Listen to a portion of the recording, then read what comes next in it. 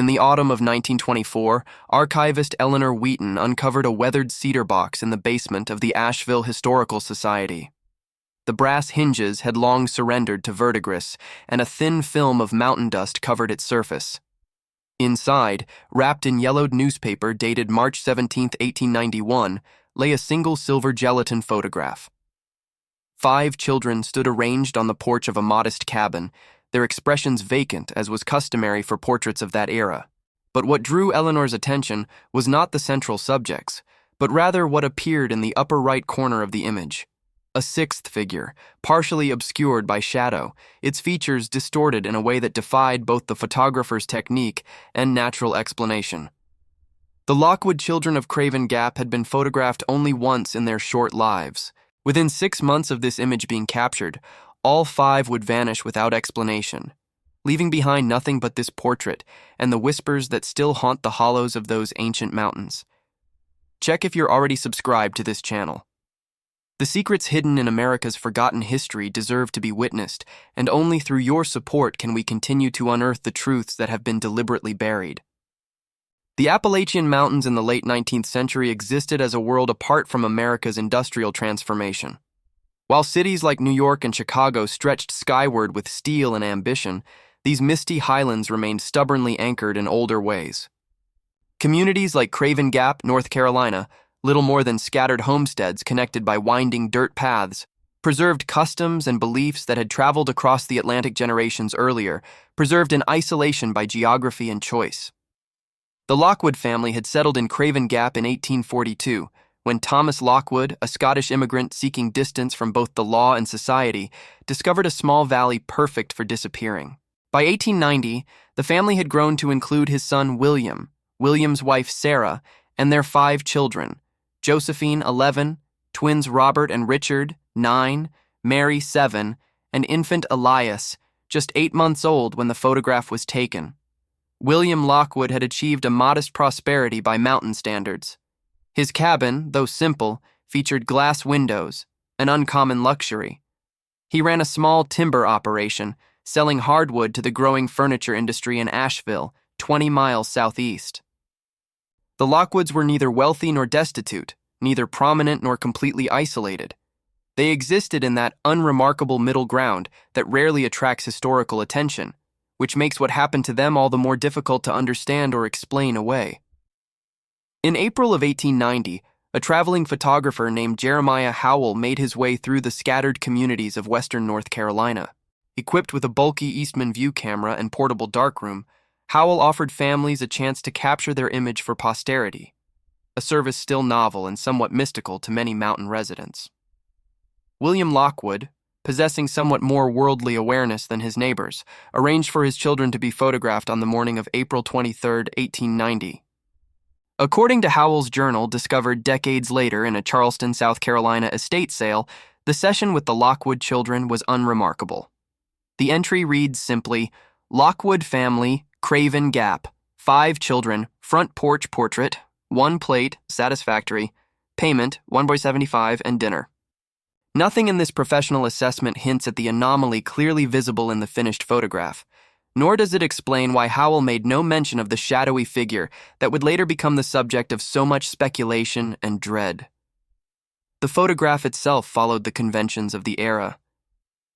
The 5 Lockwood children stood arranged by height on their cabin's front porch. Josephine, the eldest, stood at center with perfect posture, her hands folded at her waist, her expression appropriately solemn. The twins flanked her, identical in their homespun shirts and suspenders. Little Mary sat on a wooden stool before them, her legs too short to reach the porch floor. Infant Elias rested in a wicker bassinet positioned at the edge of the frame. What draws the eye, however, is not this conventional arrangement, but what appears in the upper right corner of the image, a partial figure standing in the shadows of the porch overhang. The shape suggests a human form, but the proportions seem wrong. The neck too elongated, the shoulders unnaturally narrow. The face, partially turned away from the camera, contains features that appear simultaneously blurred and too sharply defined, as though caught in motion despite the long exposure time that would have required absolute stillness. When Eleanor Wheaton discovered this photograph in 1924, her initial reaction, documented in her personal correspondence, was that the anomaly must be a fault in the photographic process, perhaps a double exposure or chemical stain.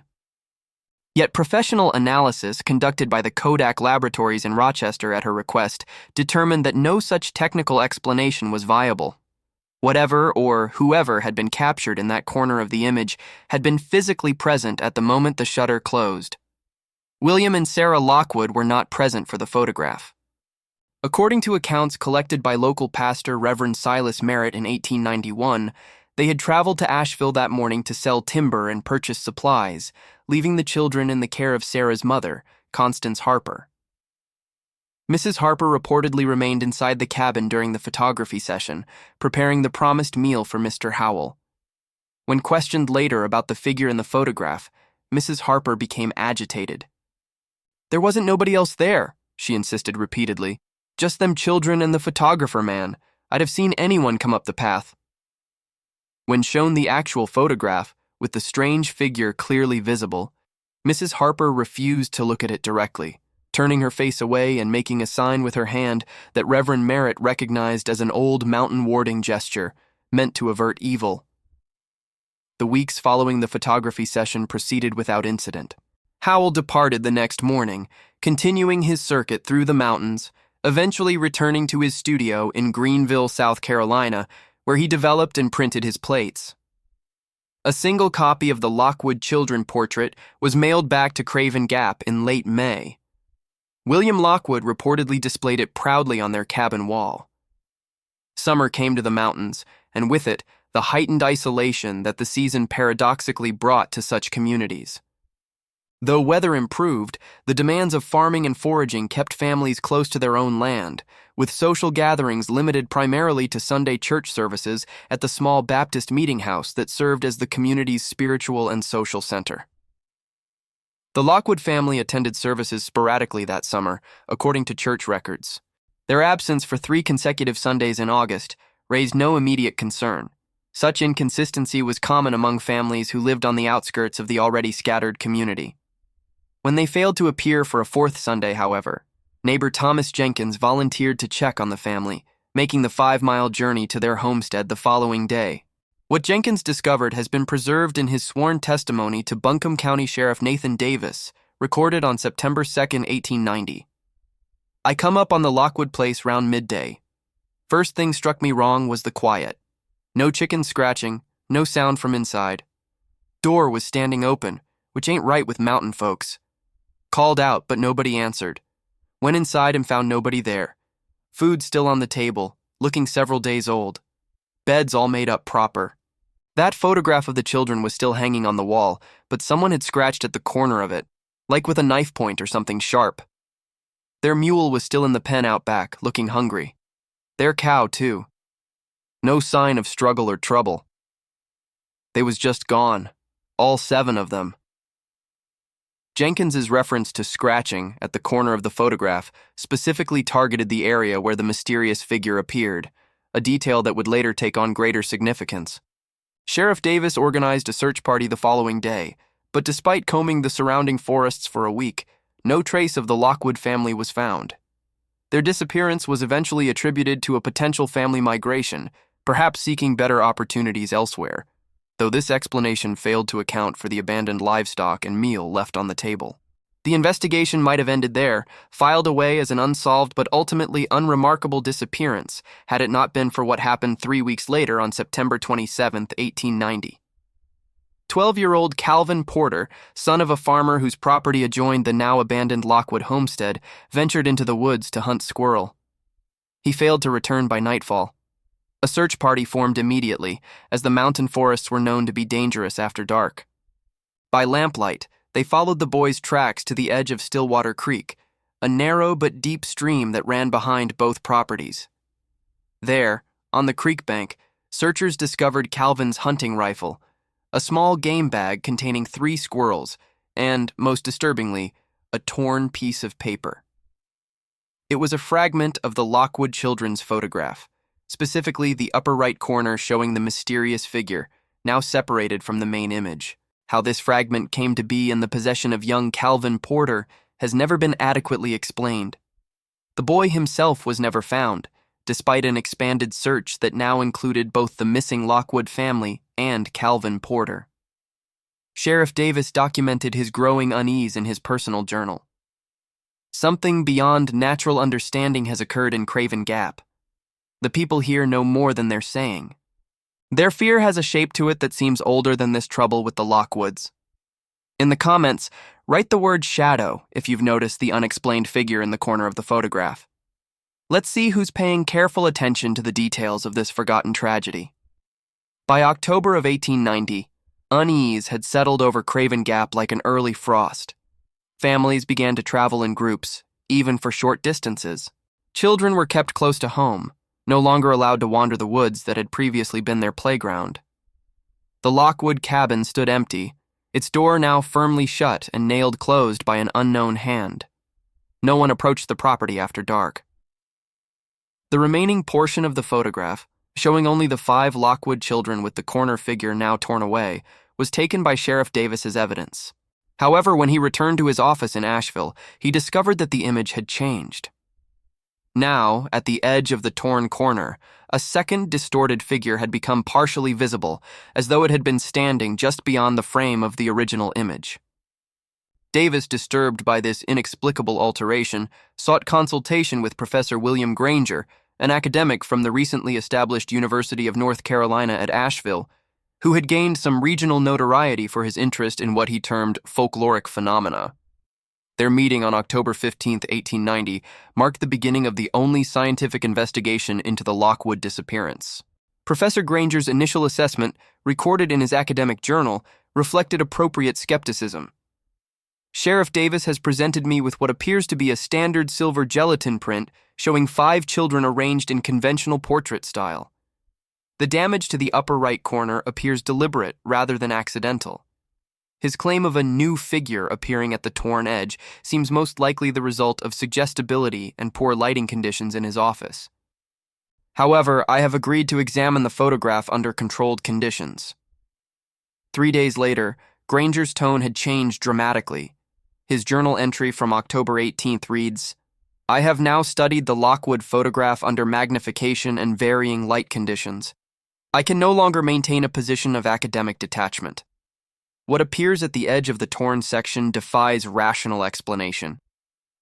The figure, if one can call it such, possesses features that seem to shift depending on the viewing angle.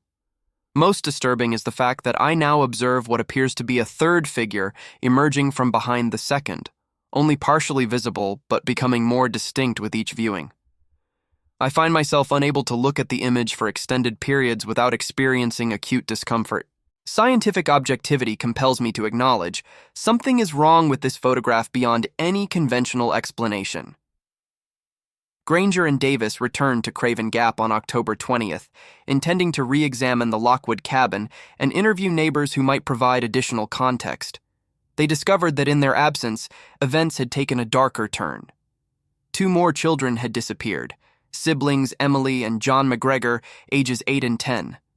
They had last been seen walking home from the small schoolhouse that served the community. Their lunch pails were found on the path, alongside another torn fragment of the Lockwood photograph, this time showing a portion of what appeared to be a third figure, partially emerging from behind the second. How this fragment came to be on the McGregor's path when the damaged photograph had been in Sheriff Davis's possession in Asheville has never been explained. More troubling still was the testimony of Martha Wilkins, an elderly resident whose cabin overlooked the school path.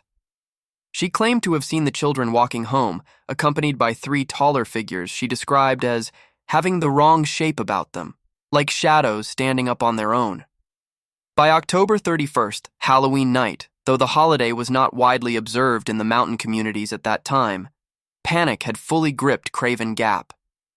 Families gathered together in the Baptist meeting house, believing safety might be found in numbers and proximity to holy ground. Reverend Merritt led prayers continuously through the night, while armed men stood watch at the doors and windows. It was during this vigil that Constance Harper, grandmother of the Lockwood children, finally revealed what she knew. Her confession, recorded by Reverend Merritt, provides the only potential explanation for the events that had already claimed 9 lives. "It goes back to my grandmother's time," she began, her voice barely audible in the crowded room. "She came from the old country, brought knowledge she shouldn't have. There's a thing you can call with a mirror and blood if you're desperate enough. A shadow that walks. It grants wishes, but it takes payment. My daughter Sarah was barren for 7 years after she married William. She wanted children so bad she couldn't think straight. I should have stopped her, but I helped her instead. We called it one night when William was away logging. It came through the mirror like smoke taking shape." At this point in his transcription, Reverend Merritt noted that Mrs. Harper began to tremble violently, and several women moved to comfort her. After a few moments, she continued, "The shadow said it would give Sarah children, but someday it would come back for them, not right away. It said it would send a man to capture their likeness first, so it could find them proper when the time came. I never told Sarah what that meant. I thought maybe it was just words, or that I'd be gone myself by then. But when that photographer showed up out of nowhere last spring, I knew, but I still let him take that picture." Mrs. Harper's account was met with a mixture of horror and skepticism from those gathered. Some dismissed her words as the ravings of a guilt-stricken old woman. Others, particularly those from families with deeper roots in the mountain traditions, recognized elements of folklore that had long been whispered about, but rarely acknowledged openly. Professor Granger, approaching the matter from his academic perspective, made note of the similarities between Mrs. Harper's shadow that walks and various European traditions involving deals with supernatural entities. In his journal, he wrote, "Whether one interprets Mrs. Harper's testimony literally or as a psychological projection of guilt, the consistency of the symbolism with established folkloric patterns suggests a cultural memory at work. The photograph, in this context, serves as both evidence and conduit, a modern technology unwittingly used to facilitate an ancient transaction." Sheriff Davis, less concerned with academic interpretations, focused on the practical matter of protecting the remaining residents of Craven Gap. He organized the men into patrol groups, established a curfew, and sent telegraph messages to neighboring communities requesting additional assistance. His efforts, however, would prove ineffective against what came next. Dawn broke on November 1st, 1890, revealing a community transformed by a single night of inexplicable horror. Despite the precautions taken, the gathering in the church, the armed patrols, the prayers, and protective symbols, 7 more children had vanished from Craven Gap during the night. Unlike the previous disappearances, these children had been taken directly from their parents' sides as they slept in the crowded meeting house. The only evidence left behind was found on the simple wooden altar, the complete Lockwood photograph, somehow restored to its undamaged state. The image, however, had changed significantly. Now, standing behind the 5 Lockwood children, clearly visible in what had previously been empty space, were 15 figures, elongated, distorted shapes with features that seemed to blend human and shadow. Their arms, unnaturally long and thin, extended toward the children in a gesture both protective and possessive. Most disturbing of all, those who studied the photograph closely reported that the faces of these shadow figures bore unmistakable resemblances to the missing children themselves, though aged and somehow wrong, as though they had grown up in darkness. The events at Craven Gap might have remained a local tragedy, eventually fading into regional folklore, had Professor Granger not been present to document them from an academic perspective. His detailed records, later published in the obscure Journal of Appalachian Anthropology, preserved the incident for future researchers. Among them was Eleanor Wheaton, who discovered the original photograph in the Asheville Historical Society archives 34 years later. What became of Craven Gap after November 1890? The historical record shows that by the spring of 1891, the settlement had been completely abandoned. Families relocated to more established communities, never speaking publicly of what had driven them from their homes. The land was eventually purchased by lumber interests, and by 1910, the forest had reclaimed what little remained of the original homesteads. Today, no trace of Craven Gap exists beyond a few crumbling stone foundations, visible only to those who know exactly where to look. The Lockwood photograph changed hands several times in the decades that followed. After Eleanor Wheaton's discovery in 1924, it was studied by researchers from the recently established Smithsonian Folklore Division, who declared it an interesting but ultimately explicable case of photographic anomaly. This official dismissal might explain why the photograph was eventually returned to the Asheville archives rather than preserved in a more prominent collection. In 1952, Dr. Margaret Simmons, a photography historian researching early Appalachian portraiture, requested access to the Lockwood image. Her request was approved, but upon opening the cedar box where it was stored, archivists discovered that the photograph had disappeared. In its place was a small mirror, its surface darkened with age and what appeared to be dried blood around its edges. This mirror was catalogued and stored, but it too disappeared during an archive reorganization in 1967. The final documented reference to the Lockwood case comes from an unexpected source. In 1973, a night watchman at the Asheville Historical Society reported seeing 5 children standing silently in the archives room during his rounds. When he approached them, they reportedly turned to him in unison and smiled, a gesture he described as wrong somehow, like they had too many teeth. By the time he returned with the building manager, the children had vanished. In his formal incident report, the watchman mentioned one detail that connected his experience to the long-forgotten Lockwood case. They weren't alone. Standing behind them were tall, thin shadows that didn't match their bodies, reaching down like adults with their hands on the children's shoulders. The Historical Society dismissed the report as the result of an overactive imagination combined with the late hour. The watchman, Samuel Porter, resigned his position the following day. Interestingly, genealogical records later revealed that Porter was the great-nephew of Calvin Porter, the first child to disappear after the Lockwood family. What are we to make of the Lockwood photograph and the events surrounding it? From our modern perspective, it would be easy to dismiss the entire affair as a combination of coincidence, superstition, and the very real dangers that faced isolated communities in the late 19th century. Children did disappear in the mountains, lost to accident, illness, or occasionally foul play. Photography was still novel enough to be treated with suspicion by those unfamiliar with its technical aspects. The shadow figures could be explained as double exposures, chemical flaws in the development process, or simply the power of suggestion working on minds already primed for fear. And yet, the consistency of the accounts, preserved independently through different sources, gives one pause. Mrs. Harper's confession aligns too neatly with folkloric traditions she likely had no academic knowledge of.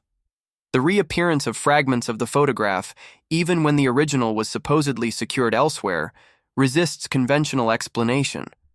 And the descriptions of the figures themselves, from multiple unrelated witnesses, share details that suggest either a remarkable consistency in collective delusion or something more difficult to dismiss. Perhaps the most compelling aspect of the Lockwood case is how it sits at the intersection of ancient folklore and modern technology. The late 19th century marked a crucial transition in how humanity documented itself.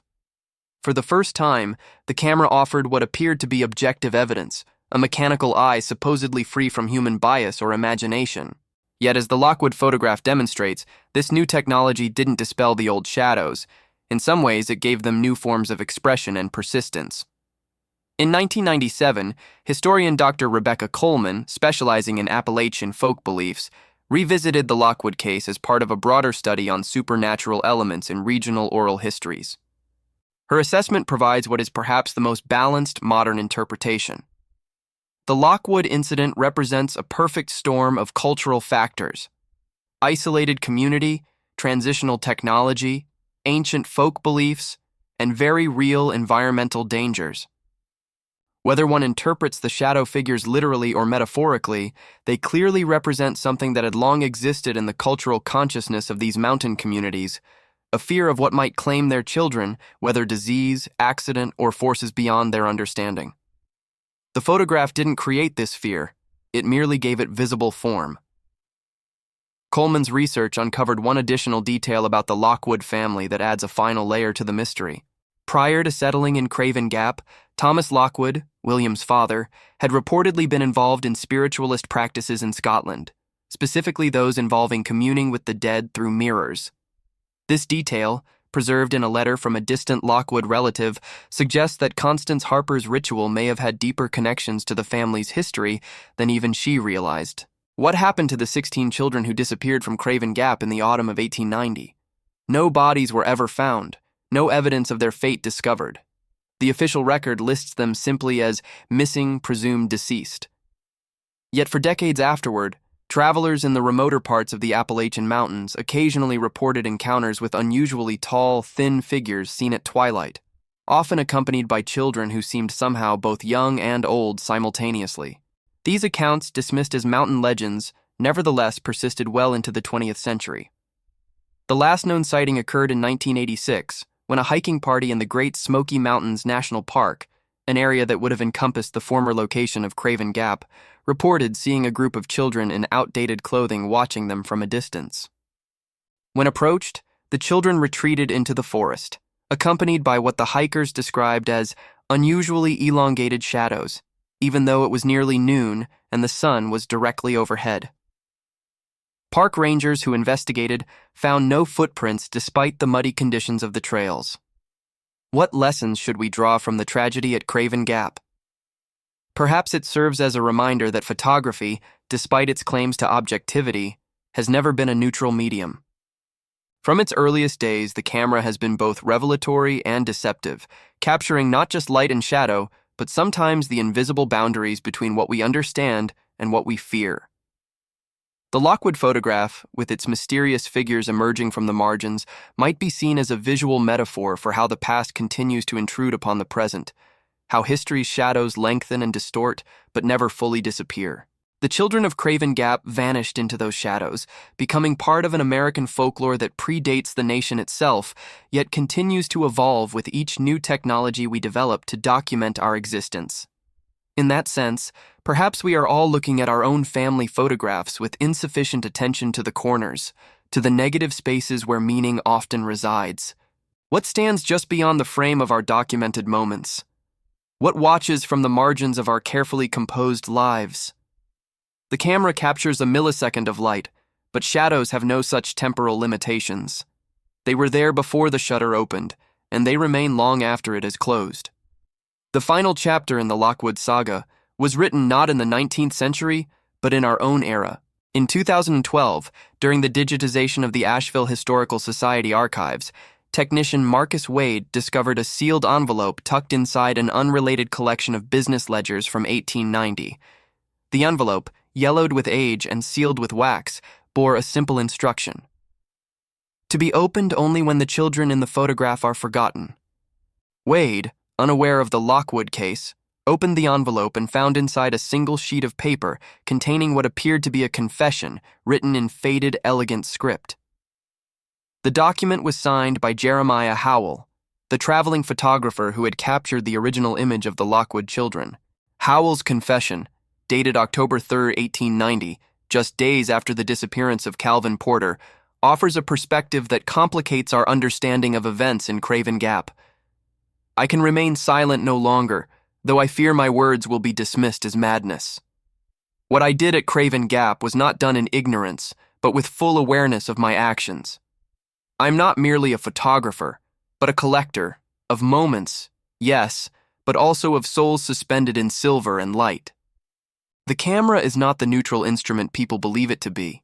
In the right hands, or perhaps I should say the wrong ones, it becomes a door. What appears in the corners of my images are not flaws or shadows, but glimpses of what waits on the other side of that door. I have been allowing them through, one fragment at a time, for years now. The Lockwood children were special. I sensed it the moment I saw them. Their grandmother knew what I was. I saw recognition in her eyes, followed by fear, but she said nothing. Perhaps she couldn't. Perhaps the bargain she had made years earlier prevented her from interfering with what would come. I took more than their image that day on the porch. With each exposure, with each plate developed, the door opens wider. They are coming through now, in numbers I can no longer control. They take the form of shadows because they have forgotten what it means to have substance in this world. They were human once, centuries or millennia ago. Now they collect children, not out of malice, but out of desperate, forgotten longing. I am sending this confession to Asheville rather than delivering it in person because I can no longer trust myself. The urge to continue, to open the door completely, grows stronger each day. By the time you read these words, I will have traveled far from North Carolina, though I doubt distance alone will save me.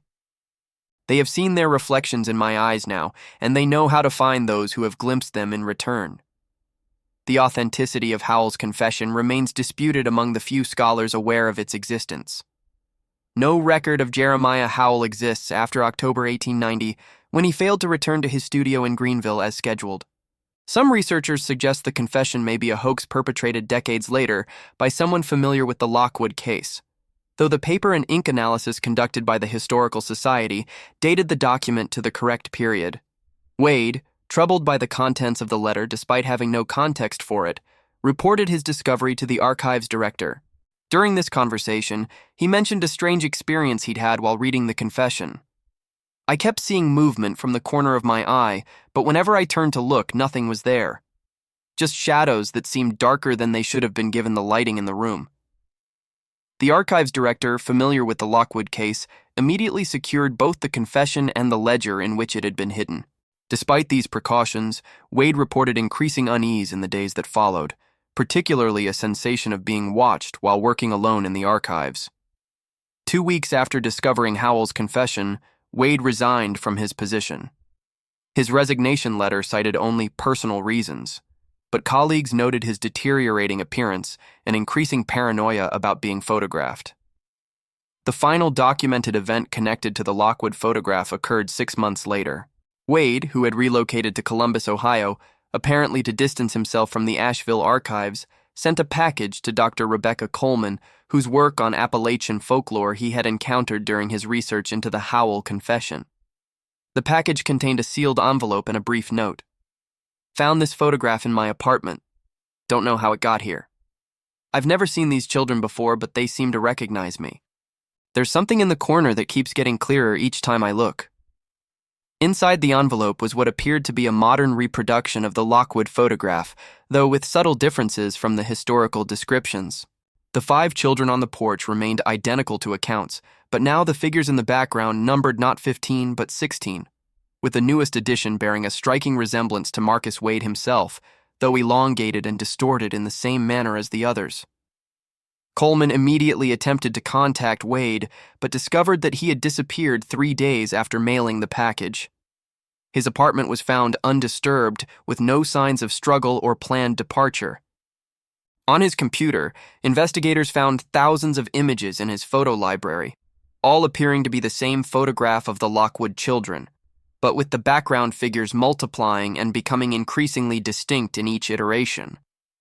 The photograph sent to Coleman was secured in the special collections of Appalachian State University, where it remains to this day, available only to researchers with specific clearance. Those who have studied it report a curious phenomenon. The number of figures visible in the background seems to vary depending on who is viewing it and under what conditions. Some see only the original 5 children on the porch, while others report counting as many as 30 shadowy figures standing behind them. If you've watched this far, it's because you like this story. Leave a comment saying, "I've watched this far," so I can get to know you and see who really enjoys the stories here on the channel. Also, please hit the like button and share with friends who appreciate these historical mysteries. Time obscures as much as it reveals. The Lockwood children of Craven Gap have been gone for over 130 years now, their true fate lost to history. What remains is this warning captured in silver and shadow. Be careful what you invite into the frame of your life. Some things, once given form through attention or technology, cannot easily be relegated back to the margins. They move from the corners into the center, one exposure at a time. Before photography, human memory was the only repository of faces. Images faded with time, details lost with each retelling.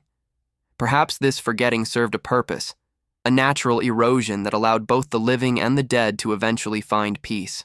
The camera changed that equation, freezing moments that were perhaps meant to flow and dissolve like everything else in nature. The Lockwood photograph, with its multiplying shadows and vanishing subjects, reminds us that some mysteries are meant to remain unsolved, not because the truth is unknowable, but because the act of knowing itself can become a door through which other things might enter. In our digital age, where billions of photographs are taken daily, one wonders how many corners we've stopped examining, how many frames contain presences we've trained ourselves not to see. Look again at the family photographs on your own walls. Study the edges, the backgrounds, the negative spaces between posed subjects. Is that shadow the right length for the time of day? Does that darkness in the corner have a shape that makes sense given the lighting? Are you certain that what watches you from within those frozen moments is only what you intended to capture? The children of Craven Gap are watching, even now. Their shadows have grown long indeed. Check if you're already subscribed to this channel. The secrets hidden in America's forgotten history deserve to be witnessed, and only through your support can we continue to unearth the truths that have been deliberately buried. If you've watched this far, leave a comment saying, "I've watched this far," so I can get to know you and see who really enjoys the stories here on the channel. Don't forget to like and share this video with others who appreciate these historical mysteries that mainstream history has attempted to erase.